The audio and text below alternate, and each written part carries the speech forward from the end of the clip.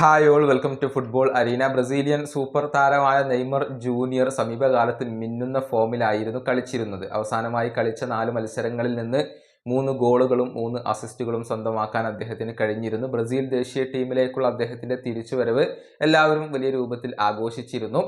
പക്ഷേ ഇപ്പോൾ Neymar junior ആ ഒരു സ്ക്വാഡിൽ നിന്നും പുറത്തായിട്ടുണ്ട്. പരിക്കിൽ നിന്നും പൂർണ്ണമായും മുക്തനാവാൻ അദ്ദേഹത്തിന് കഴിഞ്ഞിരുന്നില്ല.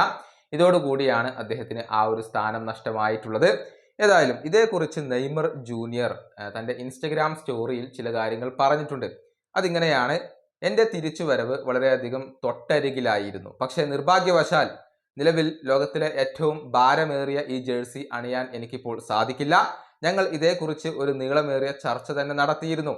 ഞാൻ തിരിച്ചെത്താൻ വളരെയധികം ആഗ്രഹിക്കുന്നുണ്ട് എന്ന കാര്യം എല്ലാവർക്കും അറിയാവുന്നതാണ്. പക്ഷേ റിസ്ക് എടുക്കേണ്ട എന്നുള്ളത് ഞങ്ങൾ തീരുമാനിക്കുകയായിരുന്നു.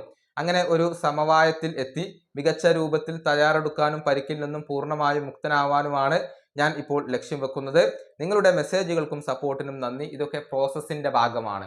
ഇതാണ് നെയ്മർ ജൂനിയർ പറഞ്ഞിട്ടുള്ളത്. നെയ്മറും വളരെയധികം ദുഃഖിതനാണ്, നിരാശനാണ്. കാരണം ആ ഒരു ബ്രസീലിയൻ ദേശീയ ടീമിലേക്കുള്ള തിരിച്ചുവരവ് അദ്ദേഹം വളരെയധികം ആഗ്രഹിച്ചിരുന്നു. ഏതായാലും വളരെ പ്രധാനപ്പെട്ട 2 മത്സരങ്ങളാണ് ബ്രസീലിന് കളിക്കേണ്ടി വരുന്നത്. ഈ 2 മത്സരങ്ങൾക്കും നെയ്മറുടെ സാന്നിധ്യം ഉണ്ടാവില്ല എന്നത് ബ്രസീലിനെ സംബന്ധിച്ചിടത്തോളം തിരിച്ചടി ഏൽപ്പിക്കുന്ന ഒരു കാര്യമാണ്.